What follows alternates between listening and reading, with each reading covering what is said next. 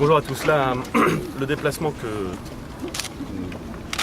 nous menons avec la ministre des Outre-mer, le secrétaire d'État chargé de la transition écologique, Madame la ministre des Sports et Monsieur le secrétaire d'État auprès du ministre de l'Europe et des Affaires étrangères nous a conduit ce matin en Guadeloupe à réfléchir et à constater un certain nombre d'éléments en matière agricole. La première partie de la visite était concernée la première partie de la visite nous a permis de voir une bananeraie et de voir les dégâts considérables qui ont été subis par les exploitants à la suite des phénomènes climatiques et notamment du cyclone Irma. Pour les exploitants de bananes, il faut bien saisir ce que ça veut dire. Ça veut dire près de 100% des pieds qui sont tombés. Ça veut dire une incapacité à produire pendant 12 à 18 mois. Et au-delà du spectacle qui se voit, et du spectacle assez triste qui se voit de ces bananes couchées, moi j'ai été frappé lors de la première partie de la visite par désespoir d'une certaine façon de l'exploitant. Son courage, son envie de repartir, mais aussi l'impact considérable que ça représente. Le gouvernement, l'ensemble des collectivités territoriales va évidemment accompagner la filière de la banane pour qu'elle puisse se redresser, pour qu'elle puisse à nouveau produire et qu'elle puisse reprendre toutes les parts de marché qui sont les siennes, peut-être même en gagner de nouvelles à l'avenir. Et c'est un exercice délicat. Les arrêtés préfectoraux pour constater la calamité agricole ont été pris. Les indemnisations vont donc pouvoir être versées progressivement au fur et à mesure que l'ampleur des dégâts sera finement mesurée. Il y a aussi des enjeux, nous travaillons avec le Conseil régional pour faire en sorte que les fonds européens qui sont mobilisables pour permettre de revenir à une capacité de production nominale soient effectivement mobilisés. C'est un travail que nous menons avec le Conseil régional.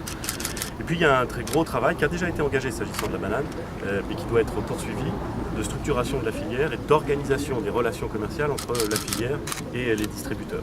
C'est une des raisons pour lesquelles le ministre de l'Agriculture viendra sur place à la fin du mois et pourra rencontrer à la fois la filière, les exploitants et donner un certain nombre de réponses pour voir, dans le cadre des États généraux de l'alimentation, de quelle façon nous pouvons mieux organiser les rapports entre les producteurs et les distributeurs pour envisager le retour de la banane française sur les étals à partir de l'année prochaine. Moi j'ai noté ce désespoir. J'ai aussi noté de la part de l'ensemble des producteurs et des représentants de la filière de la banane beaucoup de courage, beaucoup de résilience d'une certaine façon et beaucoup d'optimisme sur la capacité à faire valoir les atouts d'un produit qui est un produit par sa qualité exceptionnelle.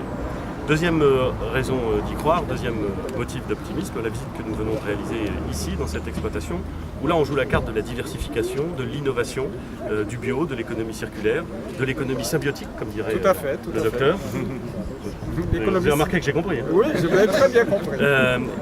Et là c'est quelque chose d'innovant, c'est quelque chose d'incroyablement prometteur, avec un souci à la fois de production, et en même temps de préservation de l'environnement, avec un souci au fond d'exploitation de tout ce que la nature permet, sans la mettre en danger et sans venir bousculer des équilibres qui doivent être préservés. Et je dois dire que, à la fois dans le courage des représentants de la filière de la banane, dans l'inventivité et l'optimisme formulé ici sur cette exploitation, je vois des motifs d'espoir pour la Guadeloupe en particulier, mais pour les Antilles en général, et pour l'agriculture française. C'est une très belle initiative qui a été prise ici. Il faut maintenant qu'elle se développe sur le plan commercial et en matière aussi de communication. Et quelque chose me dit, docteur? Oui, tout à fait, je vous écoute. Que cette conférence de presse peut aider. Tout à fait, eh bien, je vous remercie beaucoup. Nous travaillons pour ça. On réfléchit, pardon de dire, mais on ne réfléchit pas en termes d'enveloppe, on va voir quelles sont les demandes.